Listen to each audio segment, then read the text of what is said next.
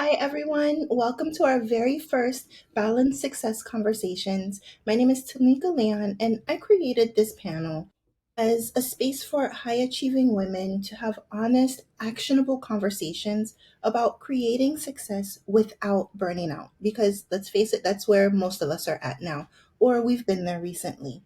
So today's topic is the self care myth: why bubble baths aren't enough. And today I'm excited to be joined by two incredible women who bring a wealth of experience, insight, and real life strategies to this conversation. So, before we get started, I'd like to begin by having each of our panelists briefly introduce themselves. So, Kim, would you like to kick us off? Sure. Thanks so much for having us, Tameeka. I'm excited to have this conversation today. So, hi, everyone. I am Kim Romain. I am a life and business alchemist. I work with changemakers and visionaries and revolutionaries. I'm adding that to the mix now, who are creating impact in the world through their work, through their volunteerism, and through their hearts, who are also finding themselves in cycles of burnout, cycles of overwhelm, who need to find their way back to themselves. I do that with a variety of tools, everything from using the cosmic energies to very, very detailed strategies. As a former attorney, former nonprofit executive, I found myself in cycles of burnout over and over and over again. And so it's from my own personal learnings, but also a lot of trainings and certifications that come with wanting to know how to improve our well-being for all of us who are creating an impact in the world. So that's a little bit about me. Right, thank you, Kim. And Natasha?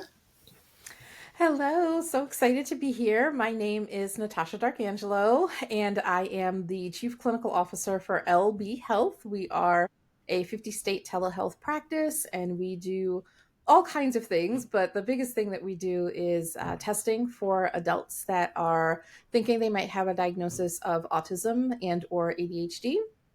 And we're able to offer those nationwide, which is pretty cool and fully virtual. I am a licensed mental health counselor by trade and licensed in 9 states. And I come to the work of burnout it was accidental. I wanted to be able to help nurses in the midst of the pandemic and offer some additional tools.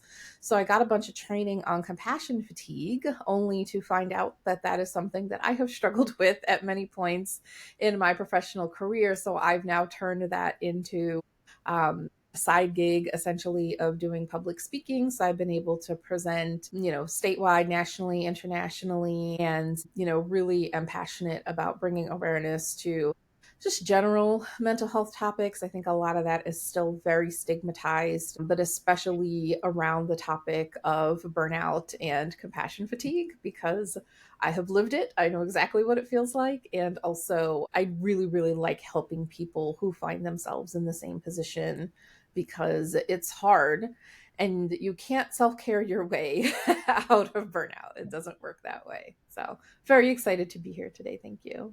Yes, thank you. And both of you are so perfect for this conversation. I'm so happy that you guys have decided to join me. So, I want to start with one question, and I'd like each of you to answer. So, what's one myth or misconception that you often see in your work? Who goes first? Do you want to go? Well, I think that that's the biggest one. I think that there's this misconception out there that if you, go for enough massages or if you take enough bubble baths, that it will fix your burnout. And that's just simply not true. I mean, even if people had the disposable income to go for, a lovely spa experience on the daily basis, you still have the same nervous system that you're walking around with. And if you don't fix things at the neuroscience level, then you're still going to be walking around experiencing burnout. And honestly, I also feel like it's almost victim shaming because people are walking around with these experiences. They didn't get to this place in a vacuum. And when we tell them, well, you should just, take a vacation or go for more walks, and then they try that and it doesn't actually fix anything, they feel like they've done something wrong and they're already feeling pretty crappy to begin with, right? And so it just ends up being this snowball effect where it compounds upon itself. So I think that's the biggest one, is that if we just took more time to take more bubble baths or go for a walk, that it'll make it all better. And that's just not true. I wish it were, but it's not true. If it were only that easy, right? Yeah. Yeah, yeah. Yeah, I think one of the other things here is that burnout is your fault. That you've done something wrong, you've worked too hard, you didn't quote unquote balance your life correctly. When burnout comes, because the systems have been set up for us to be burnt out. Yes. The systems are not in place for us. So because of that, we are challenged with this concept that it's our fault, that we've done something wrong. And so, right, this victim shaming, it's victim blaming, victim shaming, saying there's something wrong with you because you feel this way. When honestly, I am hard pressed to say that I have ever met somebody who has not experienced this at least once, if not chronically, in their lives. And again, it's not your fault. Yeah, absolutely. Yeah. Yeah, that's one of the things. And one thing that I've thought about is like the older generations. And the older generations in their minds, everybody's supposed to work hard. Everybody's tired. Nobody likes their job. You just suck it up and deal with it. And it's the younger generations, we're now trying to move past that point. We're telling ourselves that it's okay. We're not supposed to live like that. So I think it's also that change of mindset. Like, we went from, this is how you're supposed to feel, feeling like this is normal, just deal with it, to, no, this isn't okay. And it's time to do something about it. Well, there's a reason why people say rest is resistance, right? Because it is resistance to what we've been taught. Hmm. It's resistance to what we've been conditioned to. And when we have an entire collective, not just people in the States, but all around the world, who are facing the same thing, it is because we have been conditioned as a species, as beings, that if we show up in the world needing, again, there's something wrong with us. Hmm. Versus saying, no, this is actually, I'm resisting against what the systems and what our overall conditioning is saying that we need to be showing up as. Because it's treating, in my opinion, we have treated human beings as cogs, as just parts of a machine, versus actually treating us as humans. And as humans, each of us has different energetic capacity, different mental capacity, different physical capacity. Like, we have all of these, and we're not honoring any of them because we're expecting everybody exactly the same. Yeah. And I really think that COVID was the big instigator for Mm-hmm. people coming to that realization for themselves, because a lot of people that had never had the opportunity to work from home before suddenly had no choice but to work from home, and recognized the amount of freedom and flexibility that it was able to give them, Hmm. especially when schools opened back up. And it was, well, okay, let me juggle some of my meetings around, and I can do the pick off and I can do the drop off, and I can participate in things that I wasn't able to participate in. And I think that, combined with us trying to do things differently than the way, my parents' generation, for example, Mm-hmm. did things. It was, you work one job, you're at that job for 30, 40 years, you retire, and then you live your retired life. And like, I walked away from a job that I was burned out from a few years ago, and my mother was horrified. They pay for your health insurance, but it was slowly killing my soul, and I couldn't stay there. And so I think that the pandemic, in some ways, actually gave people the freedom to say, I don't want to continue to have to commute easily an hour to work one way and spend half of my life sitting on a freeway somewhere, or if you're in a major city, on public transportation, and missing out on all of these moments that I'm not going to be able to get back.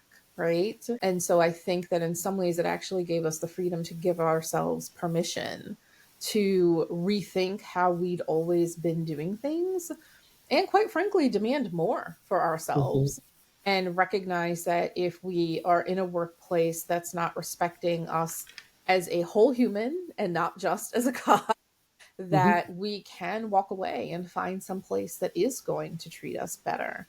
And I think a lot of people refused to Hmm. continue to be treated as a cog started standing up for themselves, and kudos to them. I've had the privilege of working through that process with a number of clients, and it's a beautiful thing to see where they're finally like, no, I'm just gonna find another job. I'm gonna find some place that appreciates me more. And that's, I think, a huge generational shift that's happening. And honestly, I'm glad to see it happen because we should have always been treated like humans. Yeah. Yeah. Yeah. Absolutely.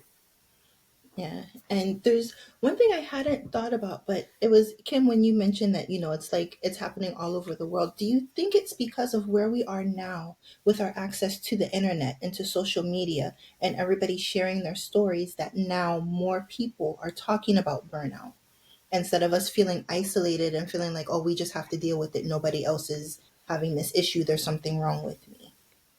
I think it's a huge part of it. I think we're all connected. So we're all feeling the same energy. And so it again, we're all different. So it's going to impact us differently. But I think that collectively we are all feeling the same energy. And so because of that, we're also more attuned. We're more aware. And then, yes, we have these outlets where we can talk about it a little bit more publicly. And we see the same thing with menopause, right? A lot of people are talking about perimenopause and menopause, which, oh, by the way, is another thing that you could be, particularly for women and high achieving women, that you are feeling and dealing with and working through, that people will say, you're burnt out, you just need some time. Why don't you just take a break? And why don't you just, friend, that is actually something that you need to advocate for. But again, we're talking about it more. So that collective awareness is there. So now we're like, is that something that's impacting me? Yeah. Yeah, completely agree. I have noticed there's been a huge increase in the amount of discussions I've been hearing, even from Oprah and people like Marie Forleo talking about menopause and perimenopause. And at first it was a little shocking to me, but it's true. It's like these are things that we all need because, as you said, we're all humans. We all Mm-hmm. have these needs. We have them as our own individual needs, but we all have these needs that everybody needs to acknowledge and take care of. Yeah. I think of it as those books that the everybody poops books, Yeah. right? Like, remember, you never would talk about scatology. You never talk about pooping. Like, don't do Yeah. that in public. And those books became like this thing. Well, everybody does this. We want to normalize that. Well, Mm-hmm. we need to normalize the other aspects of our well-being, not just our bathroom habits, right? Yeah. And so how do we normalize our mental health well-being, our energetic well-being, our spiritual well-being, Yeah. right? In Yeah. addition to our physical And going well-being. back to the point that, oh, sorry, Kim. Mm, I didn't mean to cut you off. But you're good. going back to the point that you made, Tameeka, about the interconnectedness, right? If I can give a moment and shout out our amazing and wonderful CEO, Lauren Howard, she really gained her following on LinkedIn because she started talking about being burned out. She started talking about workplaces that were not treating her well, that were treating her like a cog in the machine. And she speaks all the time about how shocked she was that when she put her story out there, people started writing to her and saying, me too. Oh my goodness, you're living my life. That happened to me too. And so one of her taglines is that isolation lies, because we are very, very good at lying to ourselves and thinking that we are the only ones experiencing this thing. And so when she, took that vulnerable step of putting herself out there on the internet for the world to see, that message really resonated with so many people. And in fact, I have I should have worn it today. She's gonna text me later. I have my LB t-shirt says isolation lies, because that's really how we got our start. Is we really started cracking open that door for people to have the conversation of, you're not alone. There's lots of other people experiencing burnout too. Let's come together and see how we can support each other through it. Yeah. Yeah. Lauren's brilliant, by the way. I get to work for her every day. That's so wonderful. Yeah, her work is amazing. So all of your work Thank at you. LB. Yeah.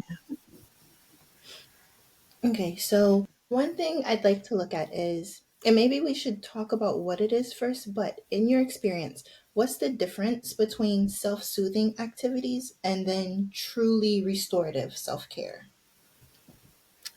For me, it's the nervous system. Mm. Self-soothing is a Band-Aid. It's that immediate triage that we may need, but it's not actually going in and having the surgery that we need to truly repair what is going on. And so our nervous systems can be okay at a certain level with self-soothing. But when we do restorative care, and I know we'll talk about what is restorative care as well, but when you actually do that deep restorative care, you're operating from a level of, I use the term alignment. Natasha, I'm sure you have a better, more clinical word for it, but a place in which we can be centered and grounded and in our body, and we feel a sense of safety in our body, which we don't actually get to when we're self-soothing. Mm-hmm. Yeah, very much aligned. Self-soothing is, I'm overwhelmed right now, so I'm gonna sit on my couch and doom scroll for a little bit, right? Mhm. And we live in a 24/7 news cycle now. So if I'm struggling with insomnia and up at 3 o'clock in the morning, I've got TikTok at my fingertips or Instagram at my fingertips. And so to me, that's self-soothing. It's more of an anxiety-based thing. And it may help in the moment, but it's not going to help you long term. Where when we're talking about actual healing, we're talking about stuff happening inside our nervous system. We're talking about actual somatic shift. And for me, I guess my fancy therapy word for that would be self-regulation. I specialize in working with clients that have pretty extensive histories of trauma, something I'm really passionate about. And safety is a very difficult thing for people that have lived through a lot of trauma, because unfortunately many of them, they have no concept of what safety feels like. They've never felt safe inside their bodies. And so we work on what self-regulation feels like, and being able to help people understand you actually have the ability to shift out of your sympathetic nervous system, which is your panic, fight, flight, fawn, right? That response. You have the ability to shift your nervous system over into parasympathetic system dominance, which is your rest and digest. And for many of the people that I work with, that's not something that they knew they could do. And it's really empowering for them to be able to choose what's happening in the moment rather than feel like things are continuing to happen to them. And that's where I feel like, again, I guess I'm just going to throw around fancy therapy words today, but somatic based therapy modalities, we're finding as the research continues to take place, that tends to be more effective for folks. So for example, I'm a big fan of brain spotting. I'm a brain spotting clinician working on my certification. And that's a body based, that's a somatic based experience. Another one people are probably more familiar with is EMDR, where it's more than just talk therapy. We're actually working with your nervous system to help reprocess things in your body so that it's not, I used this analogy this morning with a client where it's like this electrified fence. And anytime you get near the fence, it's this immediate zap. We can turn down the volume. I can't make the thing go away, but we can get the amount of electricity running through that fence to eventually come down to a very quiet hum, So for me, that's the difference. Wow. Some of those I hadn't heard of. Like you said, brain spotting, that's not something that I've heard of. It's very intriguing. I will be looking that up.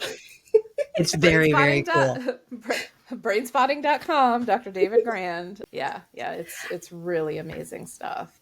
I find it fascinating. I'm sorry, Natasha. No, I was just going to say I use brain spotting as a civilian. So my therapist is a brain spotter. And then I also use brain spotting as a clinician. So I get to see the impact from the proverbial both sides of the couch, I guess.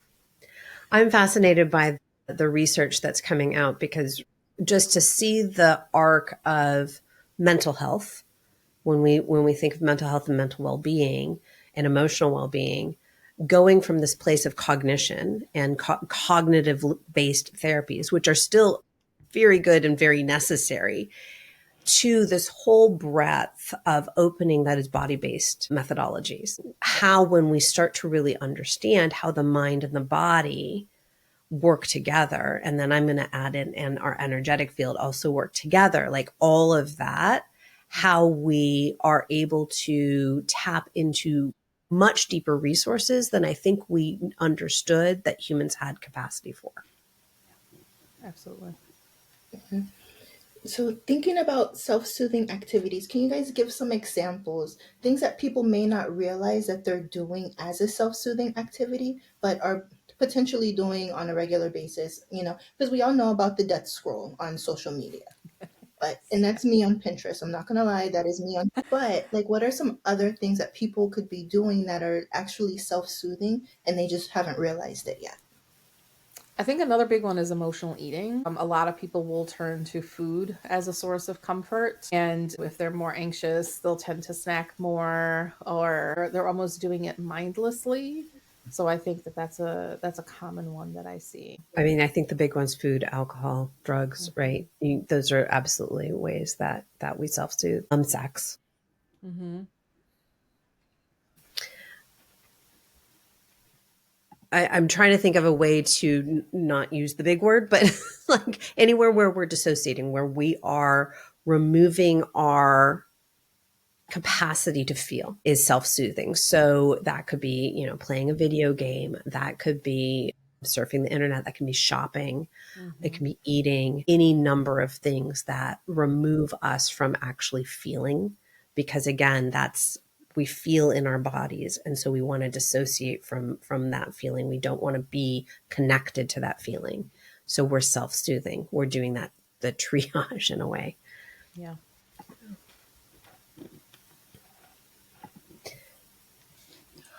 Oh, Yep, we got her I think back. Tameeka's popping back in. Yeah.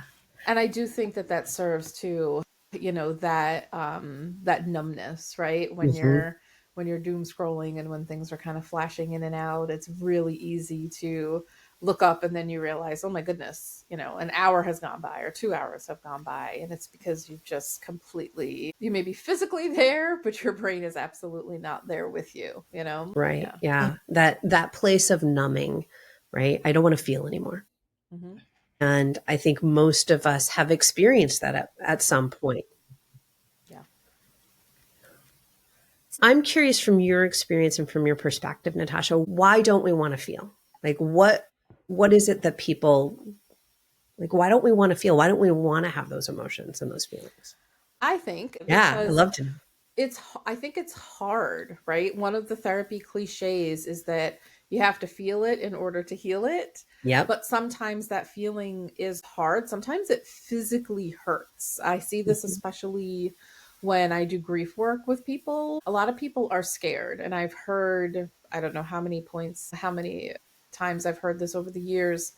If I start crying, I'm not going to be able to stop, which number one is physically impossible. You're going to Right, right, stop at right. some point. But number two, it's scary to think about, you know, sitting and actually letting it happen. We're really, really good at taking things and metaphorically shoving them in a box. And as a client that I worked with many moons ago told me, it's like radioactive goo.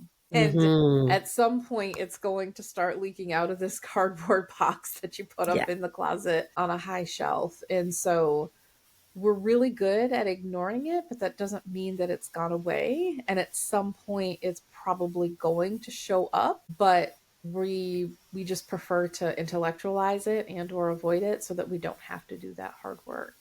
Yeah. It's scary to Yeah. think about. Yeah. I mean, I have felt that personally, and I definitely see it with my clients as well, is not wanting to sit in it. And Mm-hmm. so often when I'm working with somebody, and again, it's through the somatic and energetic lens of how can you almost train yourself to sit with the discomfort. And I think that is so much of what we've been conditioned not to do, is not to be uncomfortable. Mm-hmm. But how can we sit with the discomfort and allow that, just allow it without having to do anything with it, right? If I need to cry, I can cry And that's okay. and just let it be. Yeah. And just let yourself have the space to do that. Yeah. It's so interesting. I think for a Tamika's, lot of people too, that's not something that they learned.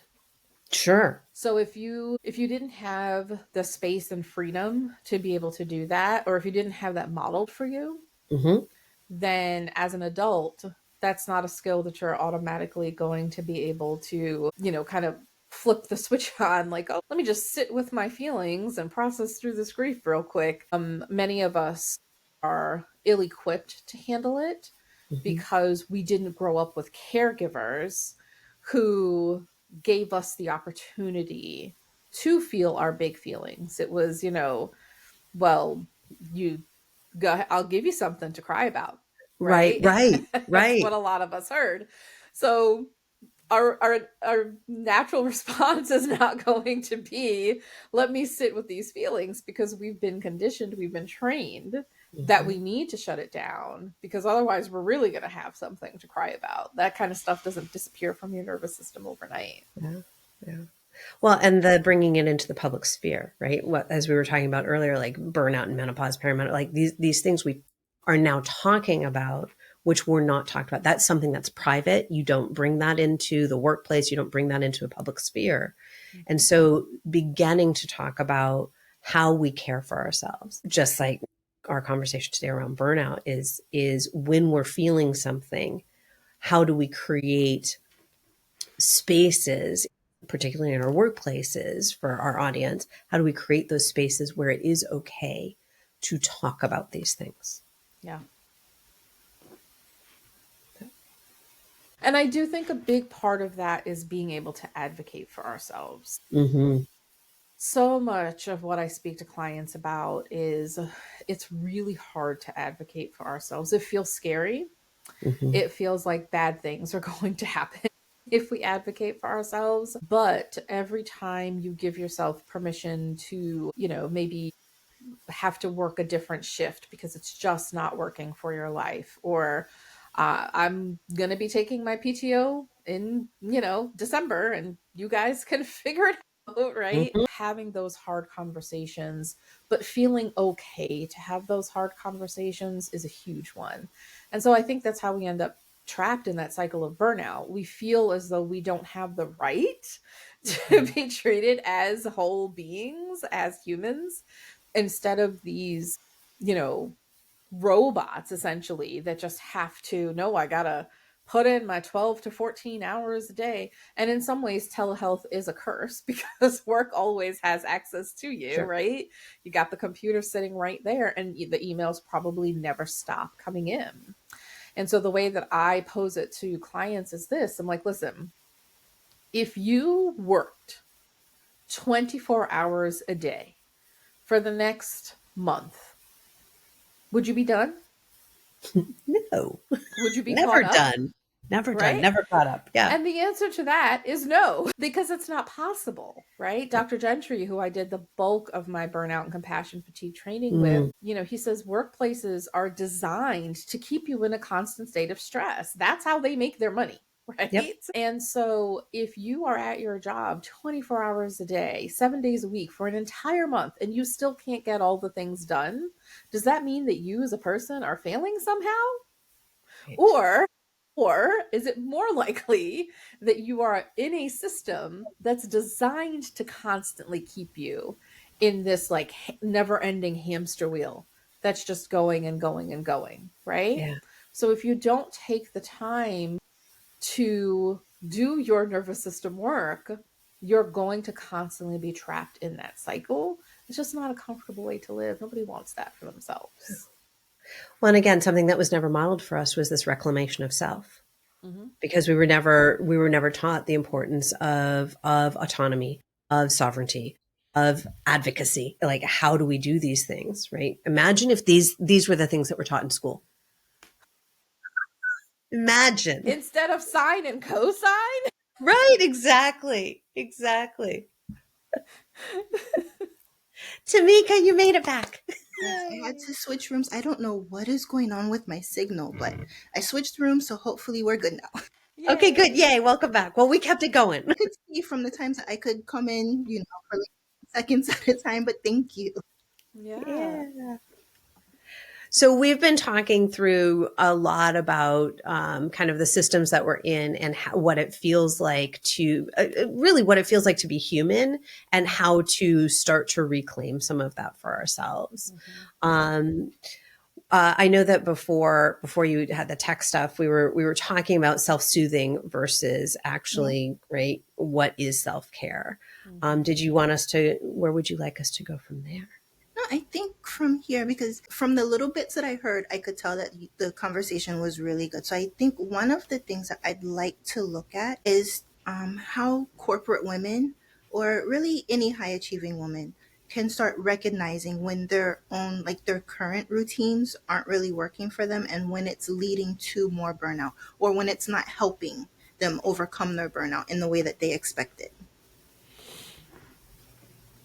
For me, that comes to a conversation about what stress feels like. One of the first things that I always work with clients on, well, first of all, because I specialize in trauma, I'm always looking out for trauma. I'm very upfront with clients in my intake session. I'm like, listen, my spidey senses are going to always be on the lookout for trauma. So we usually have that talk first about ACEs and childhood experiences and all of that.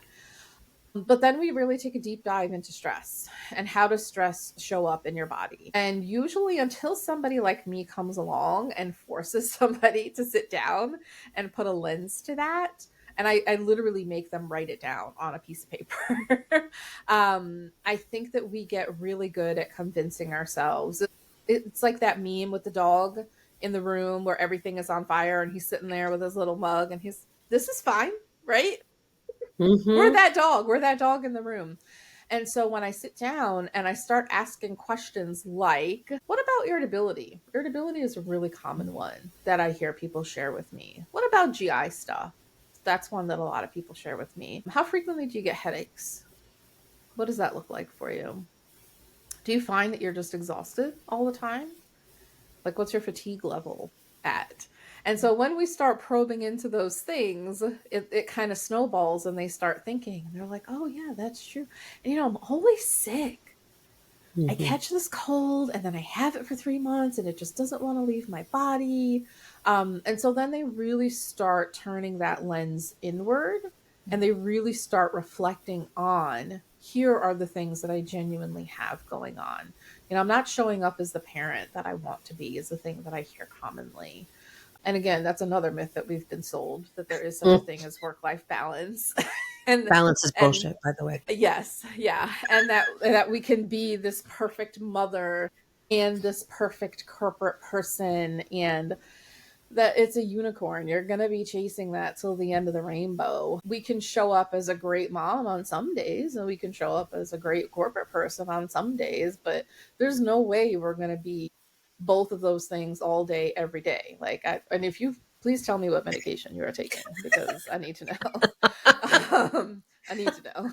Oh, how many people you have hired to help you? Yeah. Also true. Yeah, I mean, I'd be living a different lifestyle if I had a live-in chef and a live-in personal trainer and a live-in nutritionist and Amen. and a live-in housekeeper. Maybe.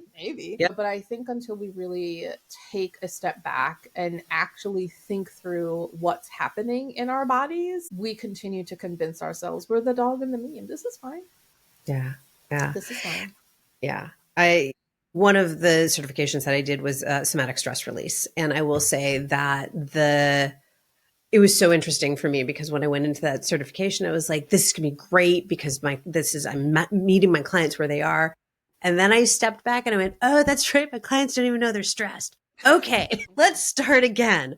And the reality is most people are not connected to our bodies. And there is no shame there. Again, right? As Natasha and I were talking, like there's no lesson plan for this that we've been given. How to connect to our bodies, how to stay connected to our bodies. One of the main ways that I realized that I was headed towards burnout personally was the more disconnected I became from my body. So when I was practicing yoga or doing any of the exercises that I was doing, I was getting injured more because I wasn't able to actually know what my body needed.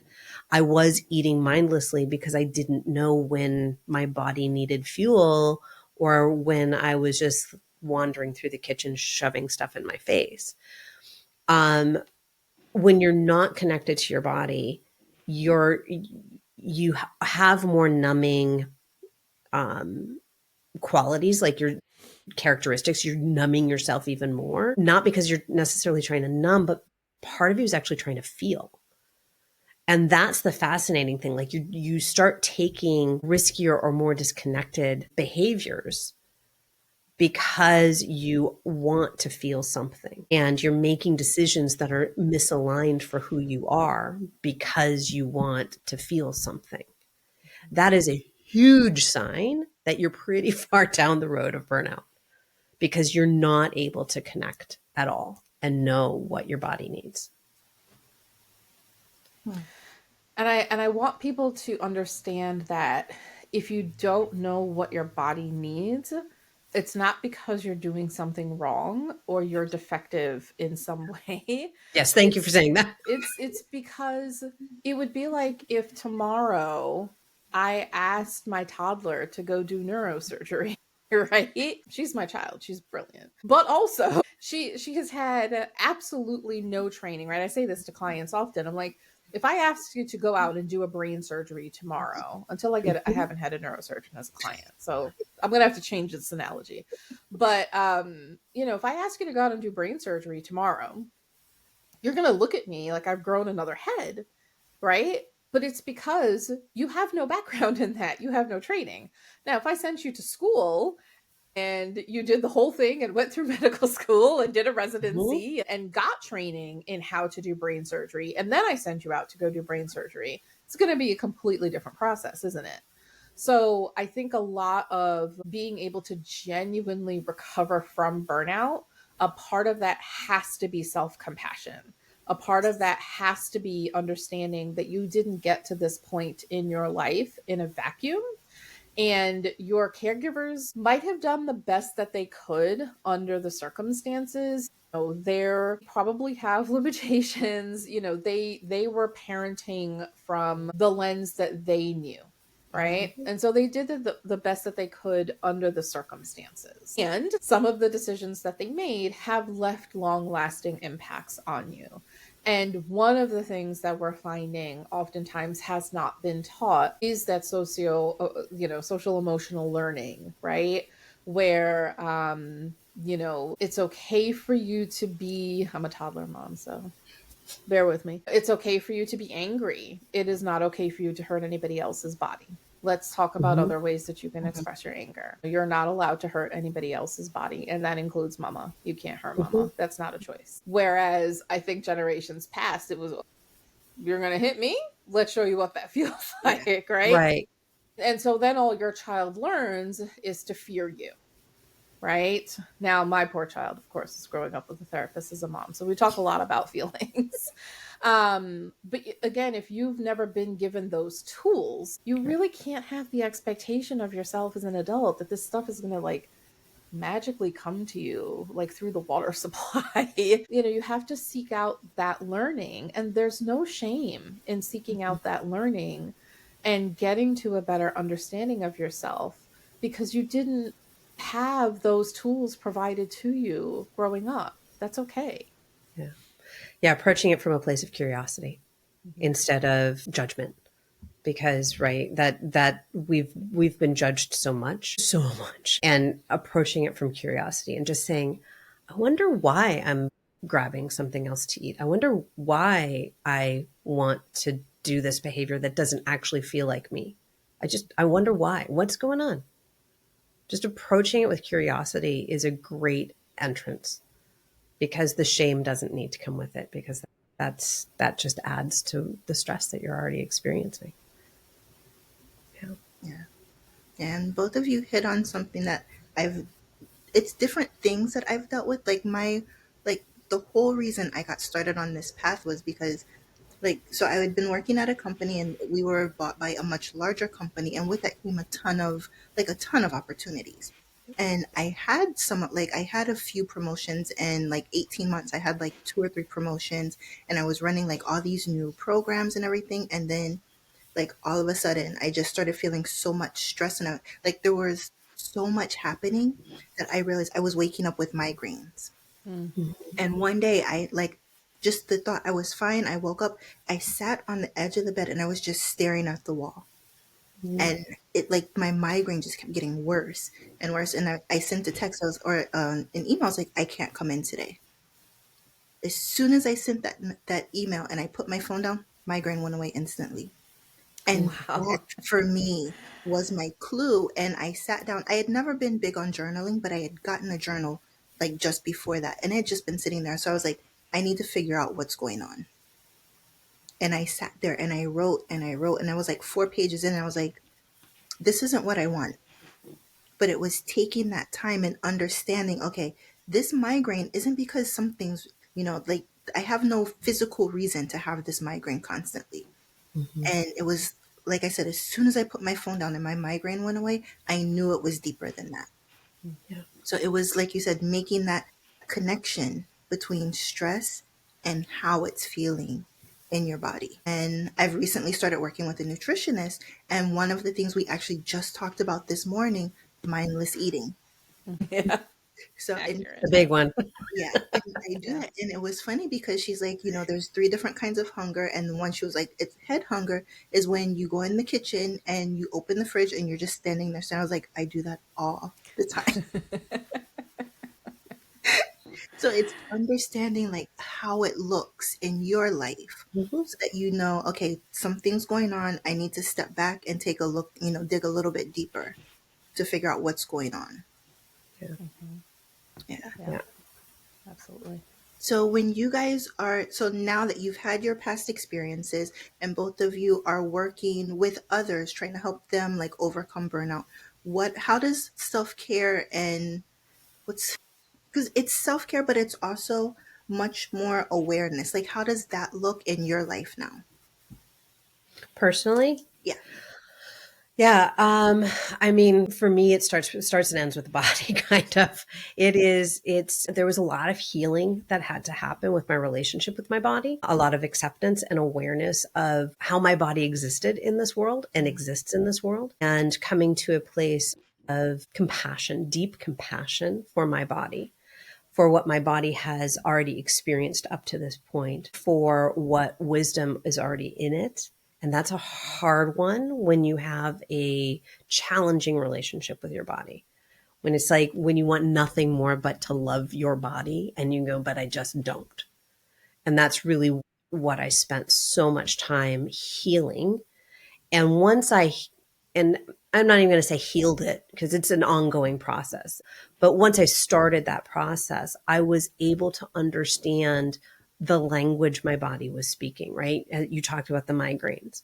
Mm-hmm. That's the language your body was speaking, right? Mine was speaking some GI stuff, some headache stuff, right? It was speaking fatigue.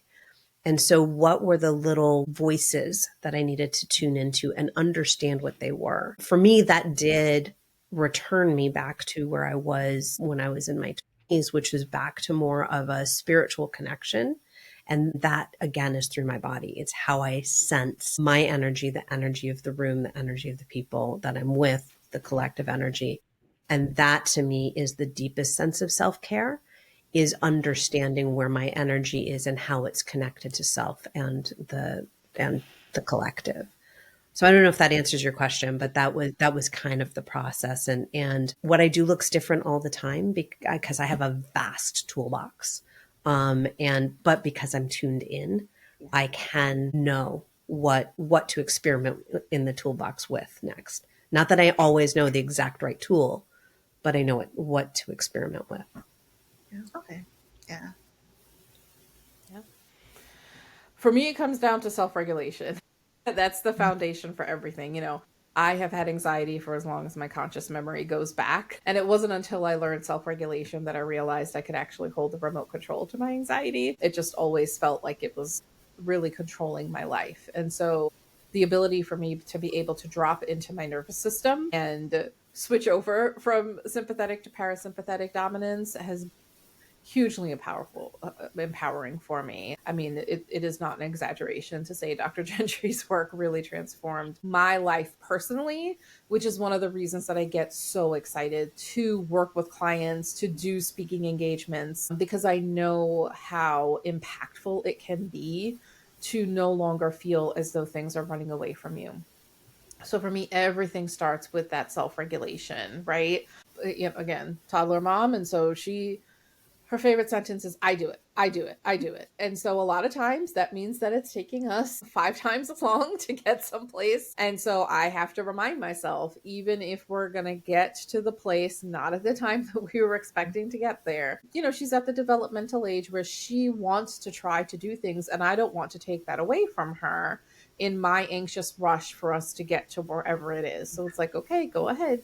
If you want to try it, then you can do it, right? And I have to self-regulate through that and know that we're not in any life-threatening danger if we get someplace 5 to 10 minutes late, right? Like there's no appointment that we're going to that's going to be that impactful, unless it's an emergency room visit, in which case mama's going to do it for you. Coming back to that self-regulation is huge for me. The other thing that has really been impactful for me, and this is more for people that are professional caregivers, so nurses, educators, mental health providers, hospice workers, first responders, that kind of thing. Dr. Gentry has this, it's really like a workbook for self-compassion. And part of that was to write out your mission statement and really come to a better understanding of what your core values are. And through that process, I came to realize that one of my core values, part of my mission statement, is I was put on this planet to help others. Every day, what that looks like is different, but any day that I've been able to accomplish that, I have succeeded in my mission. So that's not going to be reflected on my performance review, right? That's not going to be reflected in any kind of metrics that I'm going to be measured on. That is very much a personal thing. And so if I'm defining success for myself according to my own core values, my own North Star, that's a very different way of living your life. And again, throwing out more fancy therapy words, but when you switch from an external locus of control where what other people think about you and how other people are judging you is what drives you, you're always giving away your power to somebody else. When you switch over to an internal locus of control and you're defining what success looks like, and today you did your best, and what your best looks like every day is going to be different, and that just makes you human, then it's a very different way of waking up and looking at yourself, in the morning. And those of us that are parents, I always kind of put the reminder out there. Number one, they're listening. It may not seem like they're listening, but they're listening. And you also want to think about what you're modeling for them, right? So that external voice that you're using to speak to yourself, is that how you want them to be speaking to themselves? Or would you rather have them hearing something like, man, I did not do as well on that project as I was hoping to, but you know what? I tried really hard. And I put in my best effort. I think I'm going to be able to do better next time. That was a really good learning experience for me, right? And again, it's a difficult shift to make. These are not things that a lot of us were taught. This is not language that a lot of us heard, right? And so it takes work, but I do think that the work is worth it. What better investment are you going to make than in yourself? Yeah. Amen to that. Yeah. So as we're getting closer to the end of this amazing conversation, and again, I can't thank you both enough for being a part of this first conversation. This is exactly what I've been hoping for with setting this up. So this has been beautiful. Now, for anybody who's watched the whole thing, what's one piece, if they could only take away one piece, like one message from you, what would that be? Tasha, go ahead. Again, I'm licensed mental health counselor, right? So I'm gonna have to go with, it's okay to not be okay. If you have been listening to this and you're realizing that some of this is resonating with you, you're realizing that some of these things seem to ring true for you, it's okay to get help. That doesn't necessarily mean therapy.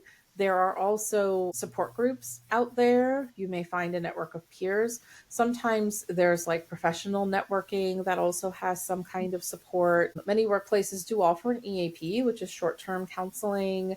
So you don't have to make, I know therapy can sometimes seem scary and intimidating for other people.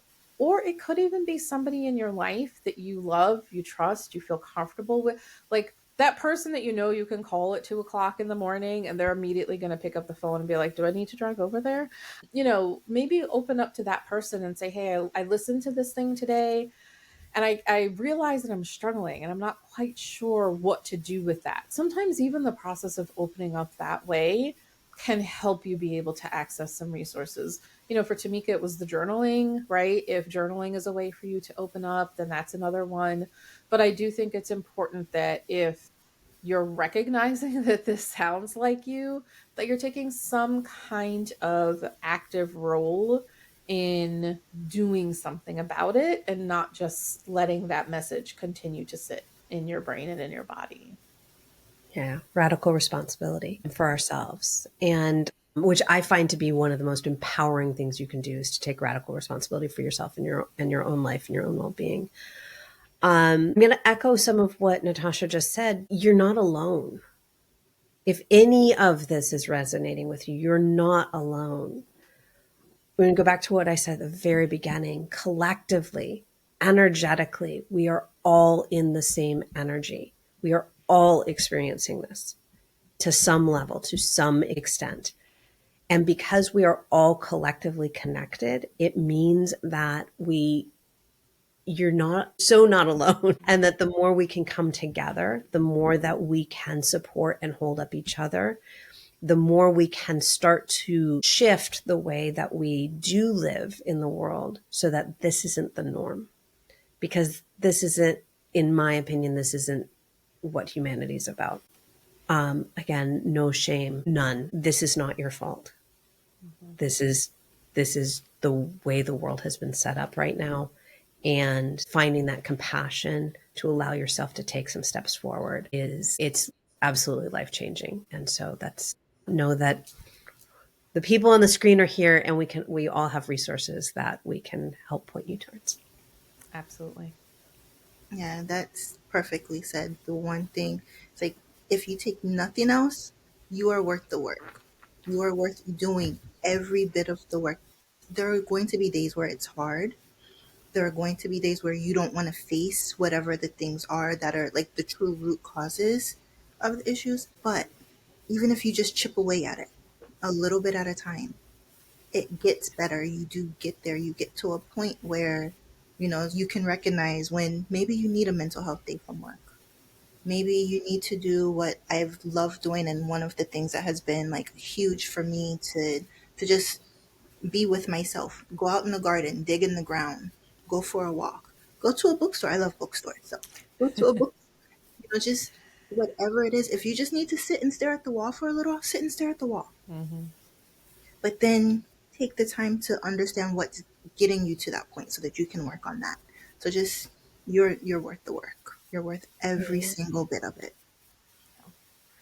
I also think a really important thing for people to think about is, and this is a question I always ask in an intake, is when was the last time that you had a physical? When was the Mm-hmm. last time that you got like a complete blood workup done? And people are often like, well, you're a therapist. Why are you asking that? But again, there's that connection between your mind and your body, right? Are you anemic? Do you have some kind of hormonal imbalance? Is something going on with your thyroid? And so sometimes that feels less intimidating for people as a place to get started. I know you've been putting off making that annual appointment to go see your primary care. So let this be your sign. If you don't have a primary care, find a primary care and get yourself a physical, get yourself a complete blood workup. That hopefully is a less intimidating place to start, but potentially there's something going on there that is connected to the mental health side of things. And you won't know unless you go and get it checked out. So Because that's we're another whole important thing. beings. Yeah. We're whole beings. Yeah. Our mind, our body, our energy, all of it. It's all connected. Yeah. So, all right, everybody. Thank you for being here for our very first Balanced Success conversation. Thank you so much, Kim and Natasha, for being here with me and for all of the beautiful details and just the little tidbits that you guys shared and all of the things that people can take away and start trying to implement into their own lives and hopefully make the phone calls that they need to make and hopefully start taking those steps. And again, if you guys don't know what steps to take, just go back. There's been a ton of goodness in this discussion. So just pick one thing, one action that you're going to take. And as I always talk about with my goal coaching clients, just one action that you will take in the next 24 hours to get you to where you want to be. No matter how small it is, just take that one action and you'll start building the momentum to where you need to be. Right. So I will share the social media links for both Natasha and Kim in the comments, or not in the comments, but in the description. So if you guys want to reach out to them and connect, please feel free to do so. All right. And I hope you guys have an amazing week and amazing weekend. Thank you. Thank you.